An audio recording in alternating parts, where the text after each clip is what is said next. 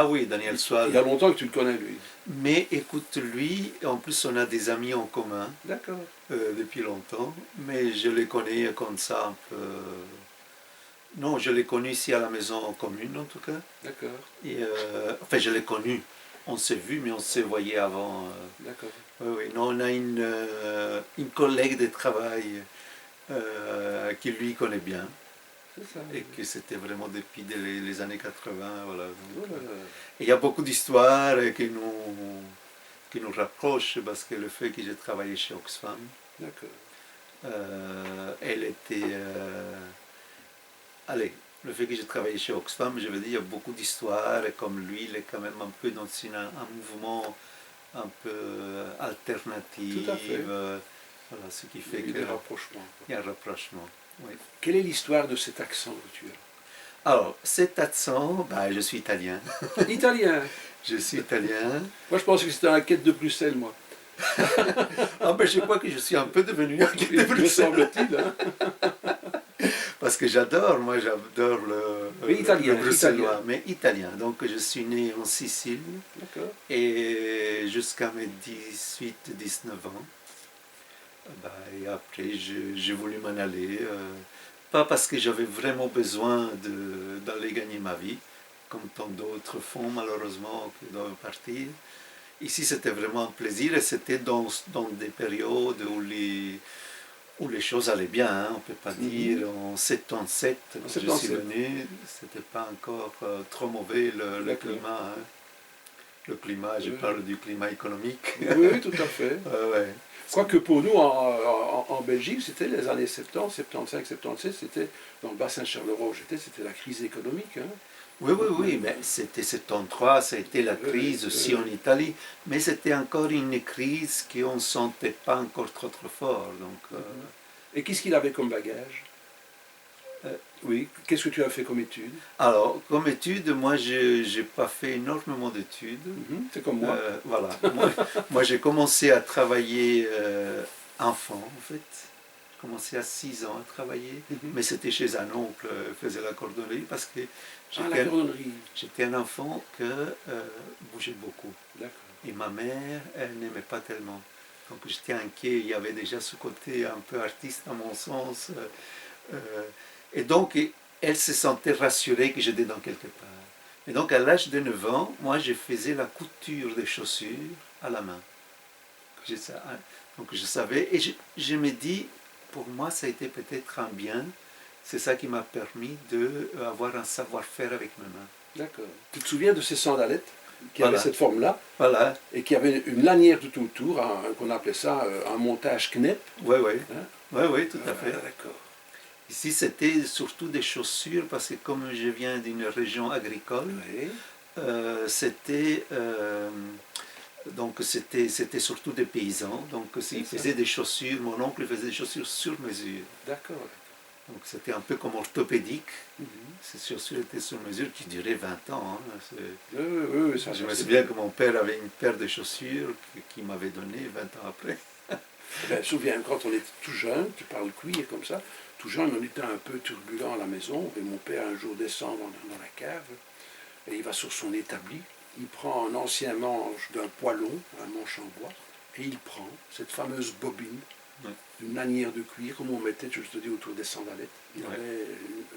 Et il a commencé à couper des lanières comme ça, il a fabriqué un martinet. Qui n'a jamais servi. Mais c'est voir un petit peu lent, quand il clouait sur ce manche en bois, et puis qu'il agrafait la lanière autour, et qu'il a monté. Et maintenant, mes amis, ça n'a jamais servi. Mais, donc le cuir, ça a ce souvenir-là pour moi aussi. Et notamment en cuir, parce que tu parles, il y avait aussi chez nous, parce qu'il y avait un commerce de gros en sabots, des sabots de bois. Et pour tenir le sabot, on mettait une large bande de cuir aussi qu'on clouait de chaque côté.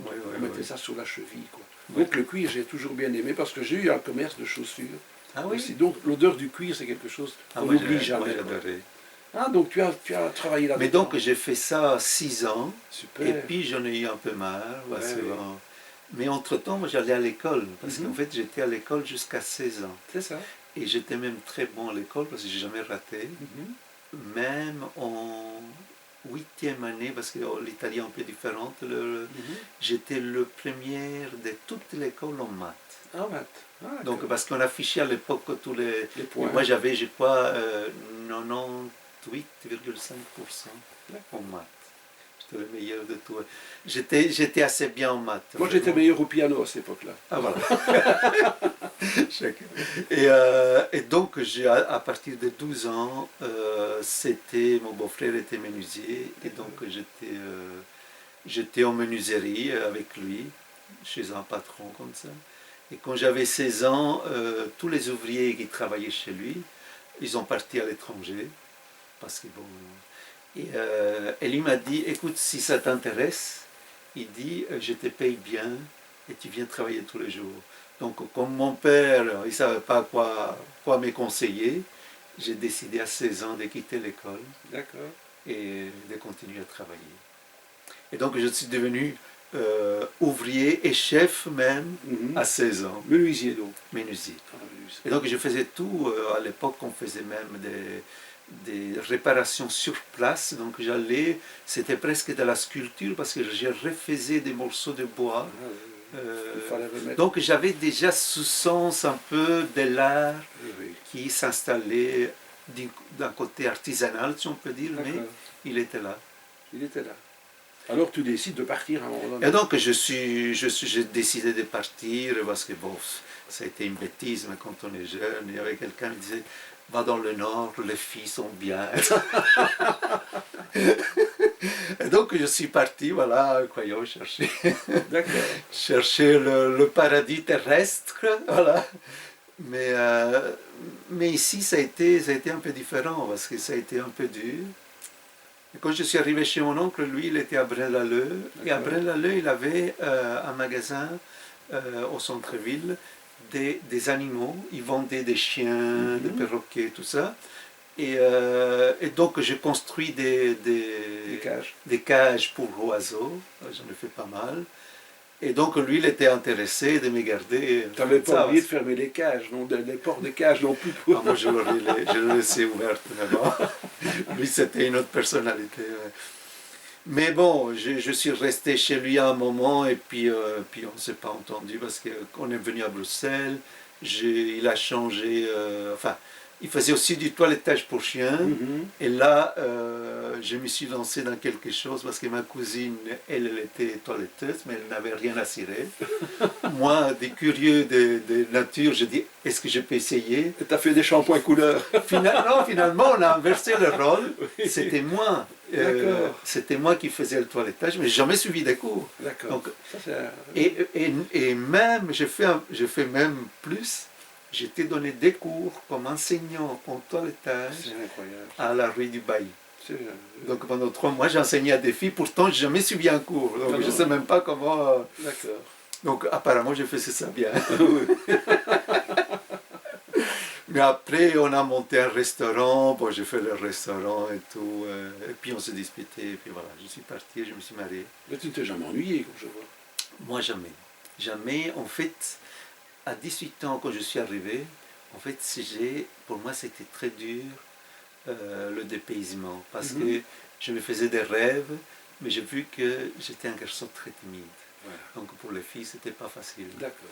Donc, aussi bien là-bas qu'ici, j'étais trop timide. Et donc, j'écrivais des poèmes. Je commençais à écrire des poèmes. À 5 heures du matin, j'écrivais des poèmes. Et puis, j'ai fait, pendant 1 mois et demi, j'ai travaillé dans le métro Simonis pendant la construction. Donc j'écrivais les poèmes à porter partir, voilà. Et toute la journée pour supporter ce travail qui était lourd pour moi, je me répétais les poèmes. Et donc la poésie pour moi est née comme ça. Est née, et ça m'a vraiment aidé à t'affranchir, à m'affranchir. La timidité. La timidité est autrement. Ça a été autrement, je vais te dire, parce que... Mais ça m'a surtout aidé à supporter ces moments difficiles. Donc je trouvais que dans ces mots qui sortaient de l'inconnu, il y avait quelque chose de magique. Tu avais déjà le français en pratique courante, là? J'ai appris très vite. Très vite, d'accord. pourquoi j'ai appris très vite, à mon sens, parce que quand j'ai étudié en Italie, j'ai étudié 3 ans le français. D'accord. Bon, c'était un français primaire, hein, c'était Mhm. pas vraiment très... Mais peut-être que j'ai eu des petites bases, et Voilà. puis bon, l'âge que j'avais, et ma cousine... Et l'accent permet aussi de fleurir les mots. Hein. Voilà. Ça fait beaucoup. Hein. Oui, oui, tout à fait. Mais ma cousine, elle m'a dit, écoute, il y a 2 choses que tu dois faire.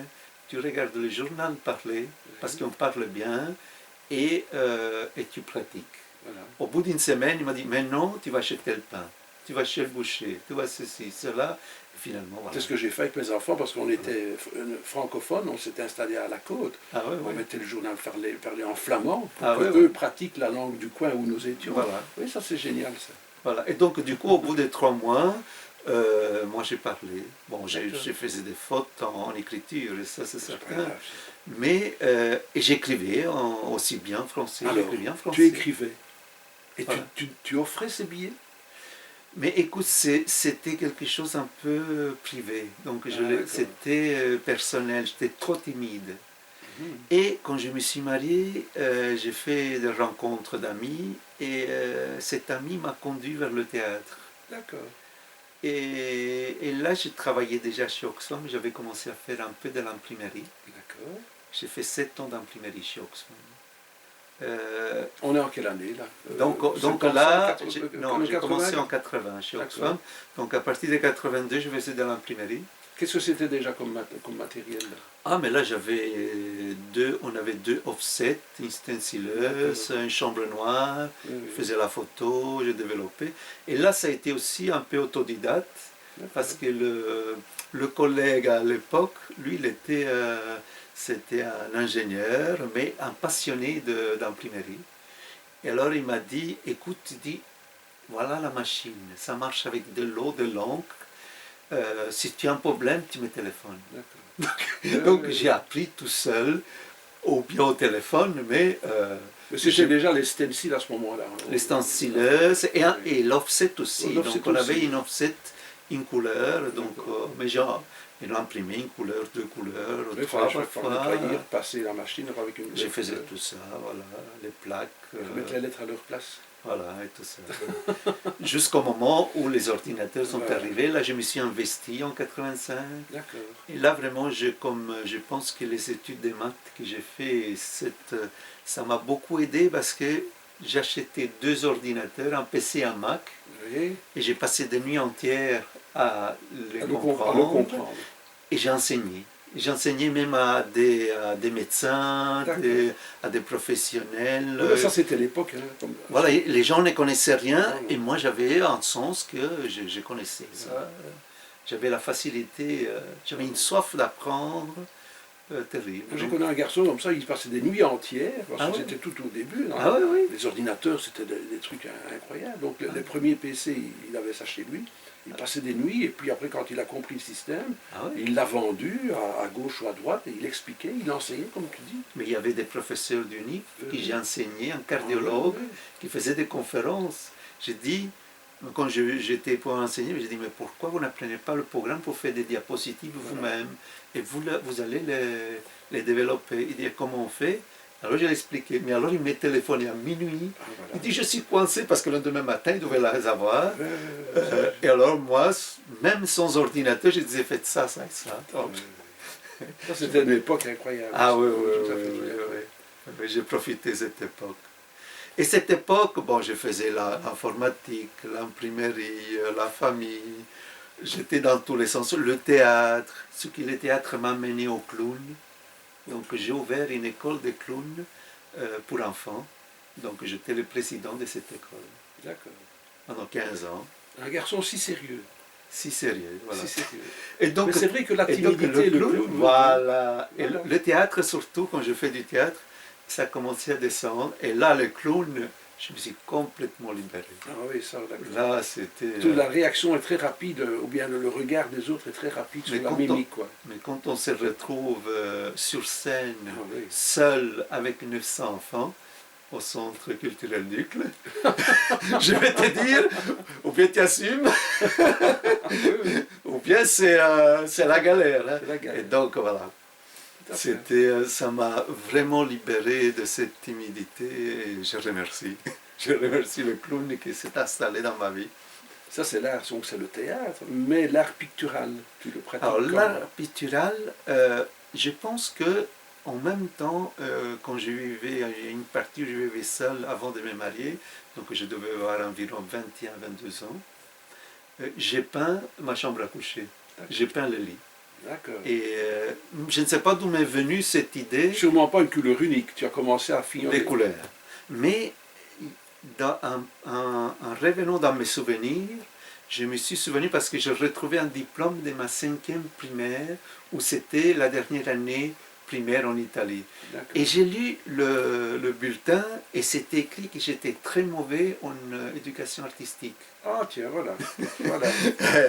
Très mauvais, il dit tout allait bien sauf en éducation artistique.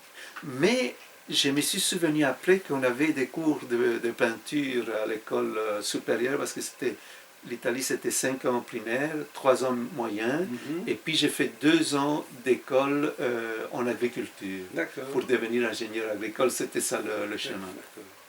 Mais ça arrêtait là. Et donc là, en 3e moyen, j'ai dessiné, je faisais toutes des petites têtes dans mes livres, tous mes livres étaient remplis. D'accord. En fait, le professeur... On a vu quelque part tout ça, un dessin voilà. avec cette tête. Mais j'en ai fait plein en fait, j'ai continué avec ça. Mais donc ça vient de très loin. Ça vient de très loin. Toi enfant, j'ai fait déjà ça. Et quand est-ce que tu as osé toucher au tissu? Alors, le tissu est venu un peu plus tard. En fait, la peinture elle-même est venue avec la rencontre de mon ex-épouse, qui elle a fait les beaux-arts au Chili, avant d'être expulsée du pays. Et elle a fait 7 ans d'académie de sculpture. Et donc, quand je l'ai rencontrée et qu'elle m'a dit qu'elle était sculpteur, c'est comme si il y avait quelque chose qui s'ouvrait en moi. C'était l'art qui me parlait. Donc, j'étais assez intéressé. Et du coup, ça m'est venu... La découverte d'une autre technique. La découverte parce que c'est venu en même temps que la fabrication des marionnettes. Je me suis mis à fabriquer des marionnettes. Et donc le bois revient encore sûrement? Oui. Le papier mâché? Mais c'était le papier mâché. Parce que je m'est venu comme ça, j'ai dit je peux faire ça en papier mâché, mais j'ai dit mais comment faire le papier mâché? Donc j'étais à la FNAC, et de nouveau, comme autodidacte, j'avais pas beaucoup de sous, je me suis assis, j'ai lu le bouquin, je suis rentré chez moi, j'ai fait le papier, et un mois après, j'avais un atelier avec une dizaine d'enfants, et on a fait 28 marionnettes à fil. Mais l'inspiration m'est venue parce que j'étais fait une petite animation chez Henri Storck. C'était le père du cinéma belge. C'était un voisin, et c'était l'anniversaire de sa petite fille, et c'était des gens que je m'entendais super bien. Donc lui, sa compagne, c'était Virginia, c'était ce qu'on appelait la dernière femme de Chagall, qu'elle a vécu 7 ans avec Chagall. Il a eu son fils, David. Et donc ces gens-là m'ont un peu initié, ils m'ont encouragé en tout cas dans ce sens-là. Mais tu vois, ça a quand même servi, le bois, la cordonnerie. Ça m'a servi, parce qu'il y a des gens peut-être qui leur étaient frustrés, j'ai travaillé quand j'étais enfant, moi j'ai dit merci, peut-être que ça m'a aidé. Dans mon cas, moi je suis content d'avoir eu ces expériences. Oui, ça je pense bien. Quoi. Voilà. Surtout au niveau de la fabrication des marionnettes. Quoi. Ah oui, parce que j'ai fabriqué, en fait, je faisais le corps en bois, les jambes, les bras, tout était en bois articulé, mais les têtes et les mains, je faisais ça en papier mâché. Parce que c'est pour ça que nous mâchons nos mots aujourd'hui. Voilà. mais souvent on rigole avec moi, on me dit et tu les mâches? Et je dis mais oui, j'engage des enfants. Ça, on t'a mis un verre d'eau, une barrique même. J'engage des enfants à venir mastiquer. Quoi. Voilà, comme ça, on est à plusieurs. Mais oui. Et donc le clown et tout ça, et l'écriture.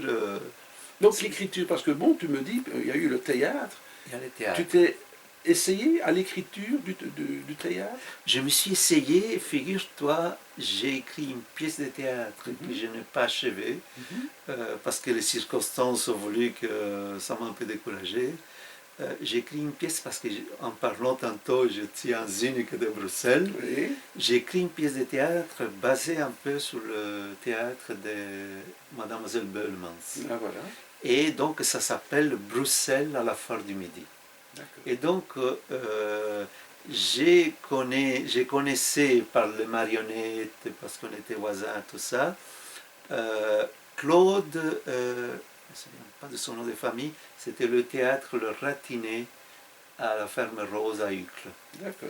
Donc lui, c'était des amis aussi de Marion, qui était de la télévision à l'époque, Marion, et j'avais demandé s'il pouvait relire, parce que moi, étant quand même italien, c'était pas vraiment, mais j'écris une bonne partie du texte qui est assez bien, c'est assez bien vraiment. Et je me dis un jour, peut-être je dois continuer, parce que c'est vraiment pas mal du tout comme texte.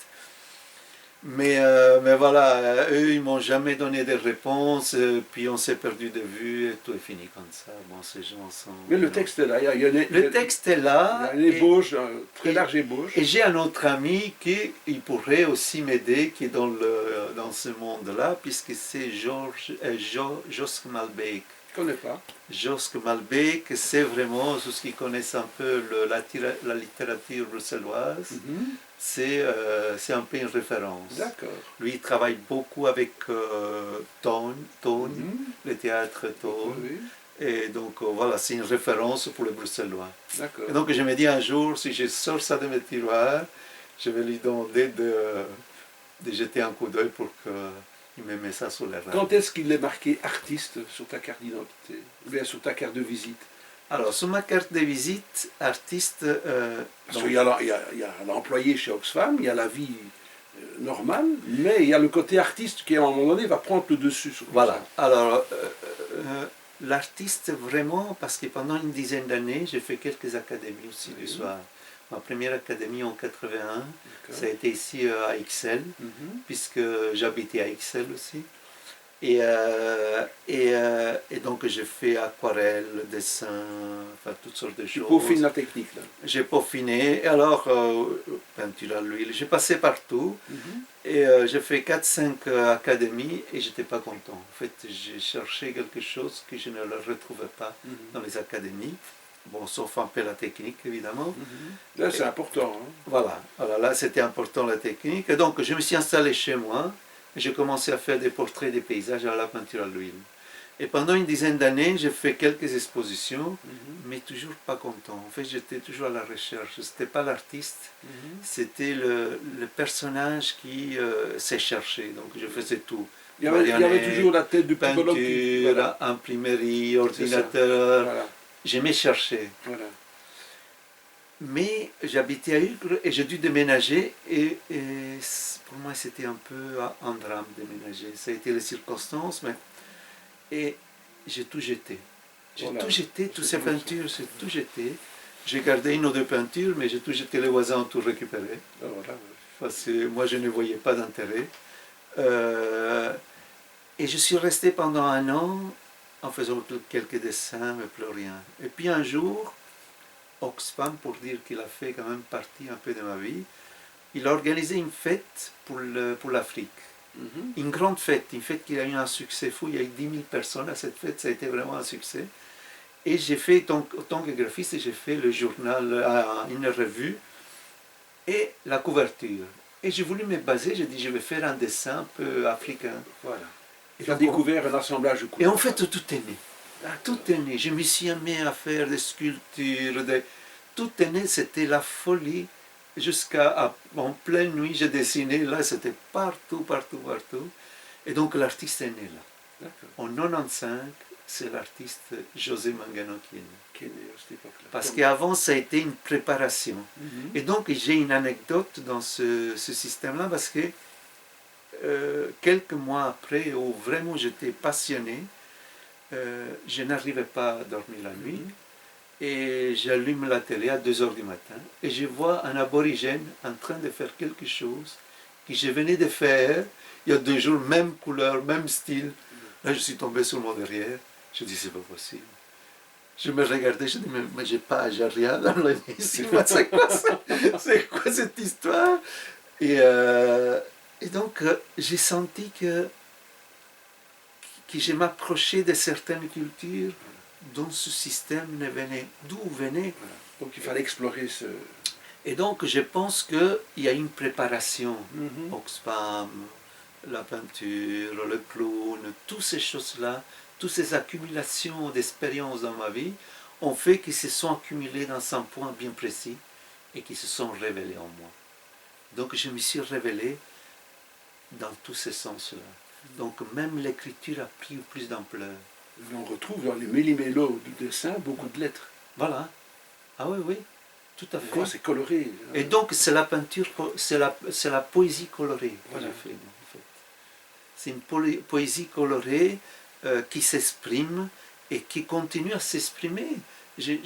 Moi, les matins, les gens ne vont pas croire, les gens disent, bon, je vais prendre mon petit déjeuner. Mon petit déjeuner, c'est d'abord de donner un coup de pinceau, écrire mon Facebook, écrire quelques mots. D'accord. Ça, c'est mon petit déjeuner. Oui, Et je prends après. Mais je commence d'abord par faire quelque chose. Et quand je me fatigue un peu, alors je prends. Donc ma nourriture, c'est vraiment l'art. C'est plus fort que moi. Mhm. C'est plus fort que moi. L'assemblage des mots. L'assemblage des mots, et je jongle, je suis content, j'ai l'ordinateur, je passe de l'ordinateur à l'écriture à la main, par-ci, par-là. De temps en temps, je chante, mais je sais que je chante parfois comme une casserole. Ça fait rien, ça fait rien. Mais c'est parce qu'il fait partie de mon message. J'ai compris que dans ma peinture, dans mon écriture, dans ma manière d'être, je veux Il faut exprimer. passer un message. Il faut exprimer. Moi, je prends le cas où je vivais à Knob. Hein. J'avais un ami qui venait frapper au carreau chez moi, à la vitre. Il disait viens. Et on allait le long de la plage, et je prenais mon chien avec moi, je le lâchais.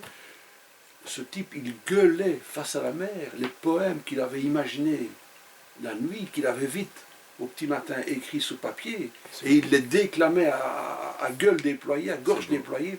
Voilà. Ça, je comprends que le matin, tu as envie d'exprimer ça. Ah oui, oui, oui. J'ai un autre ami aussi, lui, il se lève en pleine nuit, le feu ouvert, il y a encore quelques braises qui sont là, il prend une bûche, il réactive un petit peu le feu, puis il écrit, quoi. Ah oui, Il est 4-5 heures du matin. Ah oui, oui, oui.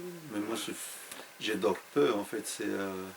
C'est envie de vraiment exprimer. Pour l'instant, j'ai fait des sculptures, et puis les idées viennent comme ça. Je suis en train de faire une sculpture, hop, une pensée surgit, hop, je laisse ça, je commence autre chose. Donc, du coup, j'ai plusieurs chantiers en même temps. D'accord. Parce que les pensées, je dis, en fait, je dois arrêter de suivre ces pensées, parce que ça n'arrête pas.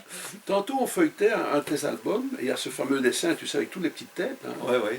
Mais au milieu de tout ça, il y en a un coloré, Oui. qui est José. Quand Voilà. est-ce que tu crées ce personnage? Ah bon, ce personnage, je l'ai créé, mais il y a déjà peut-être une dizaine d'années. Une dizaine d'années. Oui. Où tu oses exprimer ton art sur toi-même. Oui, oui, oui. Oui, oui. Où tu oses porter ton art. Moi je porte, c'est pour ça que je m'affiche artiste et poète, je l'écris comme signature, parce que c'est devenu ma raison d'être. Ce n'est plus... il y avait un ami qui était critique d'art, et il avait un copain artiste, et il m'avait raconté l'histoire de cet artiste. Il disait, lui, en fait, il était tellement passionné qu'il est mort dans le lit d'hôpital avec sa toile sous les genoux et le pinceau à la main. Et j'ai dit, moi, en fait, c'est ça. Je voudrais arriver à terminer ma vie, vraiment, dans l'art. Peu importe quelle manière. Delphine Boel, c'est ce qu'elle dit aussi. Elle s'habille aussi avec son art. Hein. Écoute, voilà, mais si c'est devenu une passion tellement forte... C'est une seconde peau. C'est une seconde peau, voilà. Voilà. Mais l'homme est toujours timide malgré tout. L'homme est toujours timide. Il est très réservé aussi. Oui, oui, oui. Oui. Donc, l'art est un bouclier. L'art, ça sert. Ça sert parce que c'est vrai que si je me retrouve dans des situations bien particulières, je peux retrouver la timidité. je peux retrouver. C'est plutôt rare parce que maintenant j'essaie quand même de gérer ça, hein, de ne pas vraiment retomber dans cette timidité qui existait. Mais la timidité, bon, c'est une protection, c'est un peu comme la peur. La peur, ça c'est cet aspect primitif qui nous protège. Mais bon, il ne faut pas rester dans la peur ni dans la timidité. Non, d'accord. Il faut dépasser ça et moi je pense que j'arrive à le faire. Si je dois le faire, je le fais. Tu animes encore les marionnettes? Ça je fais plus. Ça je fais plus. Même le clown, il y a 3-4 ans, j'ai eu un ami qui m'avait demandé si je voulais le faire. Je l'ai fait pour quelque chose de tout à fait particulier et j'ai senti que c'était la dernière fois. D'accord. J'ai dit il y a un temps à tout. Ça reste dans mes souvenirs et je ne le regrette pas. Il y a ce clown qui est toujours en moi, mais a pris une autre. Il a un autre regard. Voilà, il a un autre regard. Ce n'est plus ce clown qui existait. Je n'ai plus 20 ans non plus. Non, d'accord. J'ai un autre regard. L'écriture, tu dis tous les matins, il y a quelque chose qui est là qui transpire. Ah oui, oui. Mais quand est-ce que tu vas plus loin dans l'écriture? Parce que le matin, je présume, c'est une chose. Oui. Mais est-ce que tu te poses la journée en te disant, allez José, tu prends ta feuille et tu t'y mets? Moi, je sais pas m'arrêter dans un seul aspect. Donc, il y a des moments où ça vient comme ça. Voilà. Mais en faire un travail de méditation, parce que je peux faire même de l'instinctif. Pas simplement de la poésie, je peux faire du travail journalistique aussi. D'accord. De l'écriture journalistique, je sens que l'écriture, je l'ai, mais je dois trouver... et ça vient comme ça doit être une aspiration. Je ne suis pas... il y a des moments, hop, il y a cet ami, il y a une amie qui sont un restaurant chilien qu'ils ont fermé, il m'a demandé d'écrire un texte parce que c'était un lieu assez important.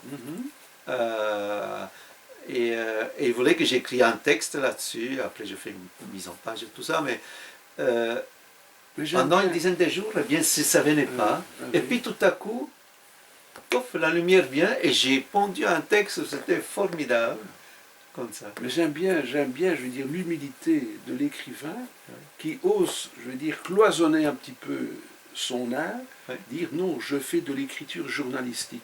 Ça, c'est beau, ça. Très peu le reconnaissent. Hein. Ah oui, oui, oui. Ah oui, oui. Très peu le reconnaissent. Non, moi, j'écris. Ah oui. Et toi, tu dis non, par moment, je fais du journalistique. Voilà. Parce que c'est aussi une influence, ça peut être parce qu'on est influencé de toute façon d'une manière que là où j'ai travaillé en service communication, donc j'ai travaillé longtemps avec des communicateurs, donc j'ai un peu appris le métier, le fait d'être dans le même bureau pendant des années avec les gens. Alors, comment se prépare un spectacle? Parce que j'ai vu que tu allais vendredi soir faire un nouveau spectacle. Alors, vendredi...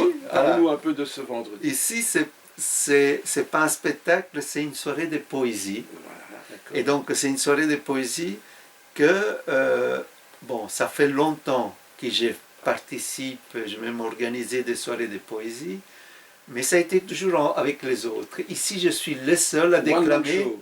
Voilà. Oh là là. C'est la première fois.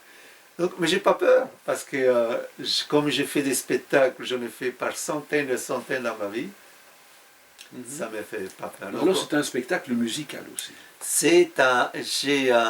Je suis accompagné par un musicien. Donc c'est un bassiste du jazz. Donc j'étais chez lui et on a répété. Voilà. D'accord. Donc ici, ça va être un peu improvisé parce que c'est dans le lieu où on a une exposition. Donc j'espère. Et donc j'ai proposé de faire ça et la propriétaire a tout de suite été contente de ça. Et donc c'est une première expérience parce que j'ai envie de continuer, de reprendre un peu, comme tu dis, le spectacle poétique. Parce que peut-être l'amener plus loin dans des lieux où ça se prête mieux. Ici, c'est un restaurant. Donc, un restaurant. Oui, mais c'est convivial. Hein, c'est convivial, c'est un endroit convivial, mais j'ai envie de continuer. Je veux dire, après cette expérience, j'ai envie de porter plus loin ces soirées de poésie. Alors, quel est, je vais dire, le lien que tu peux apporter entre l'écriture et l'art pictural? Alors, les liens, il y a toujours ce qui me motive dans mon esprit aujourd'hui, et je pense que c'est cette âme qui a été cultivée à travers les années.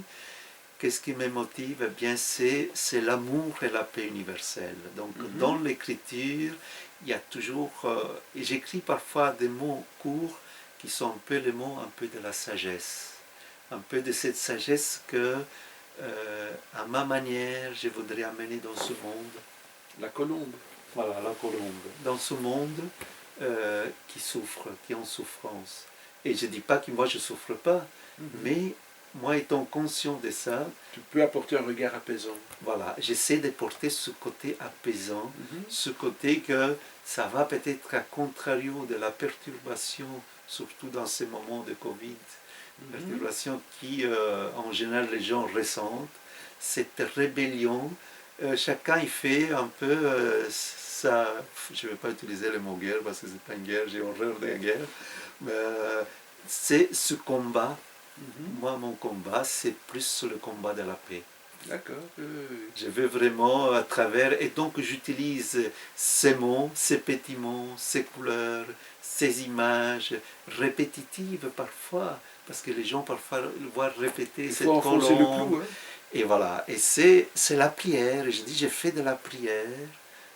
Tu es croyant? Écoute, je suis croyant dans tout. D'accord. J'ai fait même, je suis croyant parce que je viens de la religion catholique, comme beaucoup on a été ici. D'ailleurs, j'ai fait un Christ dans la croix en papier mâché, que j'ai fait un don à un monastère à Bois-Signorissac, près de Braine-l'Alleud. Et donc ça a été sanctifié. Et donc il y avait la reine Fabiola à l'époque qu'il allait prier, quelqu'un m'a dit, devant le Christ que j'ai fait. Donc ce Christ, c'est il est représenté, c'est une sculpture en papier, en blanc, avec une croix en rouge. C'est tout à fait une œuvre moderne. Et donc pourquoi j'ai fait ça? Parce que symboliquement, le blanc c'est la pureté, le rouge c'est le sang du Christ. Donc c'est symbolique. Et donc il se trouve là-bas. Mais malgré tout, moi je suis ouvert, je n'ai jamais voulu m'attacher à une seule. Donc je m'intéresse au bouddhisme, à l'islam, aux autres religions, aux partis politiques. Tout ce qui me sort, la philosophie, tout ce qui vient sous la main, parce que je trouve que la vérité, il est dans tout. Alors, si la vérité est dans tout, justement, parle-nous un peu de ce papier mâché. Parce qu'on en a encore ri tous les deux hier soir en s'échangeant un petit mot que tu as reproduit. Nous allons mâcher. On ne le mâche pas quand même. Non. Alors raconte-moi un peu le papier mâché, ce que c'est. Alors le papier mâché, c'est tout simple, c'est des techniques qui existent depuis plus de 3000 ans. Les Chinois, je crois, ont inventé le papier mâché. Et donc c'est du papier, un papier journal qu'on récupère, qu'on coupe en petits morceaux. On les met, moi je les mettais, c'est ma manière. Comme je dis, moi je préparais à ma manière. Donc moi je les mets dans un seau. Donc papier journal. Papier journal, je coupe en petits morceaux. Je prépare d'abord de la colle à tapisser un peu pâteuse. D'accord. Et je mets tous ces petits morceaux de papier dedans et avec un bâton, j'écrase. Tu écrases. Jusqu'à former une pâte. D'accord. Mais je vais te dire, toutes les sculptures que je fais maintenant, je continue à utiliser le mot papier mâché, mais ce n'est pas du papier mâché. D'accord. Parce que le papier mâché, c'est tout ce que je viens d'expliquer. Oui. La technique que j'utilise maintenant, qui me donne toute autre chose, c'est du papier incollé, et c'est une technique japonaise. D'accord. Donc c'est les Japonais, donc on a un support, et autour de ce support, on emballe du papier. On enroule du papier imbibé avec de la colle. Donc il faut préparer de la colle. Bon, il y en a qui utilisent de la colle à bois. Et alors, ils préparent avec de la colle à bois. Il y a d'autres manières de faire la colle. Moi, j'ai toujours utilisé la colle à tapisser parce que, comme j'ai donné des cours à des enfants Donc il me fallait beaucoup de colle. Mhm. Et donc la meilleure manière de préparer, c'était la colle à tapisser. Et une fois que c'est bien, on peut poncer ça aussi, oui. Oui, oui, oui. Oui. oui, Ou bien ça devient- reste brut comme ça. Non, ça devient dur. Ça devient dur. Ça devient Mais on dur. peut poncer, on peut fignoler. On peut fignoler. Oui. D'accord. J'ai une amie. C'est un peu comme du plâtre alors. Ça devient comme du plâtre. Alors, pour que ça soit solidifié encore davantage, pour la technique, il faut passer un produit qu'on peut acheter dans le magasin comme Schleiper par exemple, du gesso. Un durcissant alors. Le gesso, c'est une sorte, le gesso en italien ça veut dire plâtre. Le plâtre, oui. Le gesso c'est comme du plâtre, donc qu'on met aussi même, d'ailleurs les toiles, quand on achète une toile pour peindre, elle est préparée avec du gesso. D'accord, effectivement. Oui. Et Le donc- côté étoilé, quadrillé derrière et devant, Voilà. elle est un peu plus lisse parce qu'on a mis ce produit. Parce qu'on a mis ce produit. D'accord. Mais il y a des peintres qui, même avec ça, ils préfèrent encore pour avoir ce côté un peu plus lisse dans la toile, qui apprêtent la toile D'accord. avec du gesso. Mais quand on le fait pour les sculptures, ça durcit davantage D'accord. la sculpture. Tu vois. Et donc, évidemment, c'est la technique, c'est la structure métallique qu'on met à l'intérieur qui fait aussi que on a une meilleure. Si on met une structure, par exemple, carton, peut-être que le séchage n'est pas aussi bon. Si on met une structure métallique, le papier s'accroche mieux au métal, alors le papier devient plus dur. Tu n'es jamais revenu aux sculptures C'est- sur bois? Ah, sur bois, non. En fait, j'ai fait il y a des années. Parce qu'on a parlé du lit. Bon, c'est pas une sculpture, tu as mis en Non. couleur, mais donc Non, sculpter la forme en bois. J'ai fait une sculpture en bois, mais c'était à l'académie. J'avais été à l'académie à Saint-Gilles Mhm. dans les années 81-82. Et là, j'ai fait une sculpture, j'ai fait une fleur en bois. Mais j'avais un professeur, parce que ça c'était, il m'a vraiment ennuyé. Mais c'est dommage pour moi, parce que j'ai mal compris ce professeur. Tous les soirs, il s'est saoulé. Ah d'accord. Et il mettait de la musique mais à fond de Jacques Brel. Ah, d'accord. Ah oui. Rosie, c'était tous les soirs, mais c'était toujours ça, hein? C'était ça, à fond vraiment. Et alors, il m'a insulté en fait, parce que moi j'avais été menuisier, D'accord. chef menuisier. Voilà, voilà. Et il m'a dit, tu sais pas raboter. Oh là là. Affront, hein. Ah oui, c'est un affront. Mais il y a des années après, il est mort, et il avait écrit dans un texte sur moi, il avait dit qu'il m'admirait. Voilà. J'ai regretté. Donc il y avait un côté provocation. J'ai dit, mais voilà, on comprend, ça m'a appris dans la vie qu'il ne faut pas juger les gens comme ça. Oui, c'est vrai ça. Il ne faut pas juger. Il m'admirait, et mais C'était une il forme de était provocation. brut. Ça, voilà. Il était brut. Il était brut, mais il m'admirait. Et donc c'est, voilà. Et donc c'est la seule chose que j'ai fait D'accord en bois. en bois, sauf pour les marionnettes. Je faisais le corps pour les marionnettes, c'était en bois. Mais à part ça, ça m'a jamais tenté, je ne sais pas pourquoi. Ça c'est bizarre ça. Le papier... Le Pinocchio. Le Pinocchio est aussi le beau petit personnage en bois Oui, qu'on pourrait imaginer dans... oui. Mais le papier... Le papier t'a attiré quoi. Mais oui, C'est pourquoi? C'est parce qu'il est malléable? L'imprimerie, j'ai fait le papier. Oui, oui, c'est tout, ça. tous les papiers, en fait, je ne sais pas, le papier, c'est comme... Bon, le papier, c'est issu du bois aussi, mais c'est les papiers... Parce qu'il est plus malléable. Pas spécialement. J'ai trouvé, en faisant le papier mâché, j'ai découvert quelque chose qui... c'est le toucher. Le bois, il est beau, mais il est dur.